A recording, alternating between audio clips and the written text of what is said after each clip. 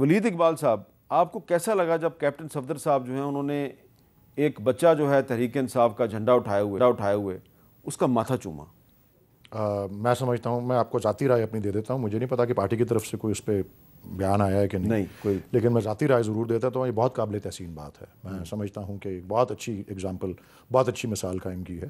میں خود 2013 کے الیکشن میں قومی اسمبلی کا امیدوار تھا اور اکثر ادھر کیمپین کے دوران اس طرح ہو جاتا تھا، آمنا سامنا تو نہیں، کوئی دوسرے پارٹی کے لوگ ہوتے تھے تو میں ہمیشہ ان کے ساتھ، میری اپنی بھی مثال اگر قائم کی تو ہمیشہ ادب و احترام کے ساتھ ملنے والی، اور انہوں نے تو شفقت کا اظہار کیا.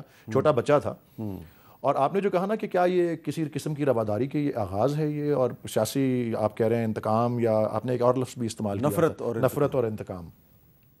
میرے خیال میں اس سے سب سے زیادہ مثال ظاہر ہے کچھ ان کی بیگم صاحبہ کو بھی لینی چاہیے کہ جس طرح کا زہر اپنی تقاریر میں وہ اگل رہی ہیں، اور پھر جو ان کے فادر ان لا ہیں وہ بھی ایسے ہی الفاظ استعمال کر رہے ہیں، کسی کو بے وقوف کہہ رہے ہیں، کسی کو وہ کہہ رہے ہیں، اور پورے کمیونٹی کو اور ہمارے صوبے کے لوگوں کو بے وقوف کہہ رہے ہیں. اور پھر ایک جب جلسے پہ آئے لاہور مینار پاکستان پہ، جب پہلا وہ کیا سو کالڈ جلسہ، تو خواتین کے بارے میں بھی انہوں نے نازیبا الفاظ استعمال کیے. اور پھر اس میں ہم نے تو چھوڑیں، آپ جیسے اور باقی دوستوں نے جو ہیں آپ کے کمیونٹی سے، جو تجزیہ نگار ہیں، رائٹرز ہیں، انہوں نے اس پہ بہت تنقید کی.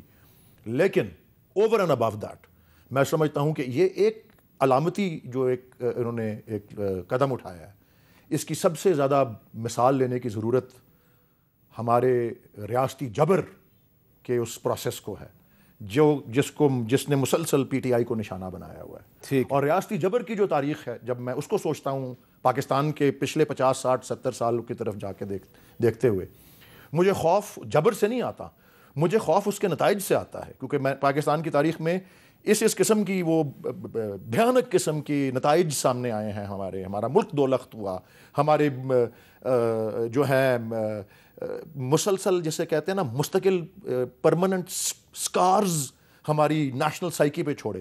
اور یہ جس طرح سے اس وقت ہم تقسیم ہوئے ہیں، پولرائز ہوئے ہیں، اس قسم کے ماحول میں ہم کو اپنی ایک نیشنل آئیڈینٹی بلڈ کرنے کی ضرورت ہے. وہ اس قسم کے ہتھ کنڈوں سے تو نہیں آ سکتی جو اس وقت ہمیں نظر آ رہے ہیں. اچھا میاں جاوید لطیف صاحب، آپ بھی کمپین چلا رہے ہیں، پہلے تو مجھے یہ بتائیں کہ کیا آپ کے ساتھ ایسا واقعہ پیش آتا ہے کہ تحریک انصاف والا یا کوئی پیپلز پارٹی والا آپ کو نظر آ جائے، کوئی بچہ، کوئی جوان، کوئی بزرگ، تو آپ ان کو گلے لگا لیتے ہیں یا اگنور کر دیتے ہیں؟ شکریہ حامد میر صاحب. جو اگزامپل آج جس کا چھوٹی اگزامپل کا ذکر آپ کر رہے ہیں، مساق جمہوریت کرنے کا مقصد کیا تھا؟ ماضی میں جو ہم ایک دوسرے کے خلاف زبان استعمال کرتے آئے، ایک دوسرے کے لیے ان قوتوں کا اعلیٰ کار بھی بنتے رہے، کندھا بھی اپنا پیش کرتے رہے، مساق جمہوریت کے بعد کئی سال تک بہتری رہی اور اطمینان تھا کہ اب وہ چیپٹر بند ہو گیا.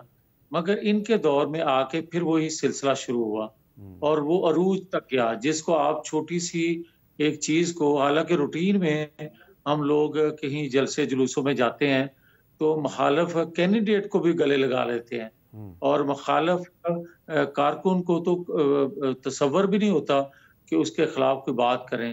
مگر آج کیونکہ ایسے حالات بنے ہوئے ہیں تو آپ کو یہ ایک چھوٹی سی جو ایک اچھی چیز آپ کو نظر آئی اس کو آپ نمایاں کر رہے ہیں. مگر میری گزارش یہ ہے کہ کیا ماضی میں یا آج کی بات کر لوں تو آج آپ دیکھیں کہ ایک کیس میں سزا ہوئی ہے تو سزا ہونے کے بعد گرفتار کیا گیا جو عمران خان صاحب کی مسز ہیں ان کو، مگر کیا اور سب جیل قرار دے دیا گیا ان کے گھر کو. کیا کسی عورت دوسری کے لیے یا کسی اور جماعت کی جو خاتون ہوتی ہیں، وہ بھلے آصف علی زرداری کی بہن ہوں یا آج میں مریم نواز شریف کی بات کروں، تو ان کے لیے سب جیل گھر کو نہیں قرار دیا جا سکتا تھا؟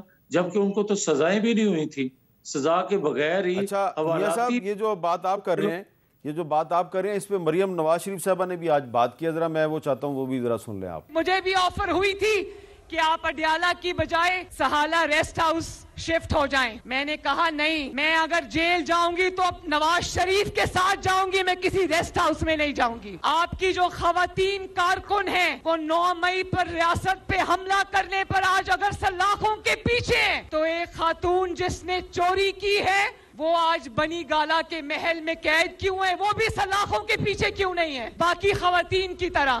اچھا, اب اس پہ میاں جویل لطیف صاحب, یہ آپ لوگوں کا جو شکوہ ہے, مریم صاحبہ کا بھی اور آپ کا شکوہ, آپ کا کس سے ہے؟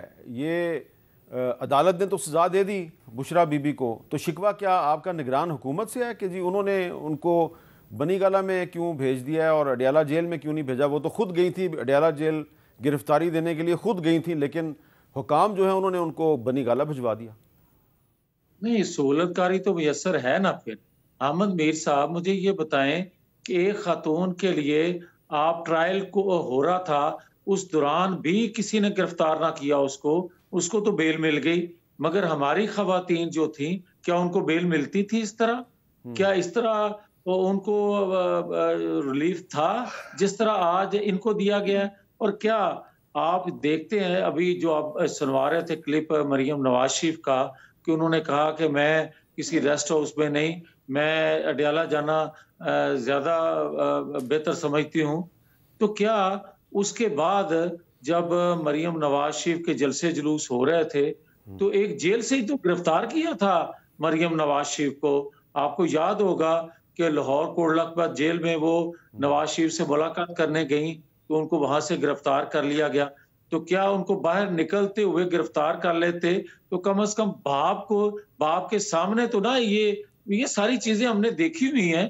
مگر آج بھی میں یہ سمجھتا ہوں کہ جو ان کے ساتھ سلوک اور توشہ خانہ جس پہ اس کو سزا ہوئی ہے, کیا یہ ساری چیزیں میرٹ پہ نہیں ہیں؟ کیا یہ ساری چیزیں ثبوت کے ساتھ نہیں ہیں؟ اور اس سے پہلے سائفر میں جو سزا ہوئی ہے وہ ثبوت کے ساتھ نہیں ہے؟ کیا اس سے پہلے کبھی کسی پرائم منسٹر نے ملک کی راز جو ہیں وہ اس طرح پبلک کیے؟ نہیں کیے. اور جس نے کیے ہیں کیا اس کو سزا نہیں ملنی چاہیے؟ اور اگر نہیں ملنی چاہیے تو پھر بھائی قانون بدل لیں یا قانون ختم کر دیں. اگر قانون ہے تو پھر سزا تو ہوگی اور میرٹ پہ ہوئی ہے. اچھا, ناز بلوچ صاحبہ, آپ کا اس پہ کیا موقف ہے کہ جو جویل لطیف صاحب کہہ رہے ہیں جی کہ عمران خان کو بھی سزا ہوئی ہے, ان کی بیگم صاحبہ کو بھی سزا ہوئی ہے, لیکن عمران خان تو اڈیالہ جیل میں بند ہیں, لیکن بیگم صاحبہ کو بنی گالا میں بھیج دیا, ان کی رہائش گاہ کو سب جیل بنا دیا گیا ہے. کوئی آپ کو بھی اس پہ اعتراض ہے؟ بسم اللہ الرحمن الرحیم. حامد میر صاحب, پہلے تو سب سے پہلے میں سمجھتی ہوں کہ اس وقت ہمارے جو ملک کا بنیادی مسئلہ ہے وہ معاشی بحران ہے, وہ ہمارے اکنامک چیلنجز ہیں, وہ غربت ہے, وہ بے روزگاری ہے جس کا ہمیں سامنا ہے اور جس کا مقابلہ ہمیں کرنا چاہیے. یہاں پہ المیہ یہ ہے کہ ہمارے یہاں بڑی خوشی منائی جاتی ہے عمومی طور پہ, جو بھی سابق وزیر اعظم جو ہے وہ سلاخوں کے پیچھے جاتے ہیں تو سیاسی جماعتیں اکثر ان چیزوں کو ایک اپنی تقاریر میں اس پہ جشن بھی مناتے ہیں, خوشیاں بھی مناتے ہیں. پاکستان پیپلز پارٹی واضح طور پر ہماری لیڈرشپ بھی کہہ چکی ہے کہ ہم انتقام کی سیاست اور نفرت کی سیاست پہ یقین نہیں رکھتے.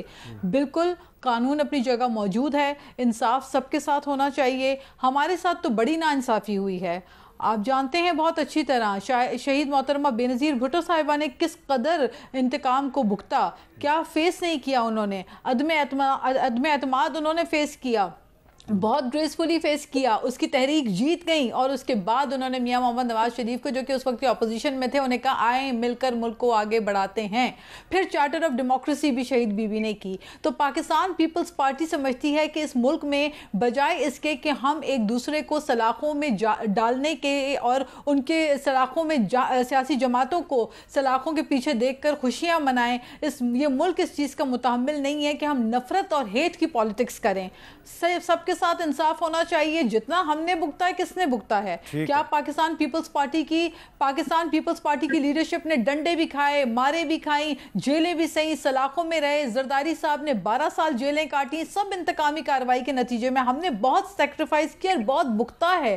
لیکن میں سمجھتی ہوں کہ جو آگے کی ہماری اسٹریٹجی ہے وہ سب کو ایک ہو کے یونائٹ ہونا چاہیے. یہ جو آپ ابھی تھوڑی دیر پہلے بات کر رہے تھے آپٹکس کی, یہ وہ پازیٹیو آپٹکس ہیں جو سب کو مل کر دینے چاہیے. ساری سیاسی جماعتوں کو تفریق اور نفرت کی اور تعصب کی اور لسانیت کی سیاست کو مٹا کر ایک پاکستان کے لیے یونٹی کے ساتھ آگے بڑھنا ہوگا, تبھی پاکستان ایک ترقی یافتہ ملک بن سکے.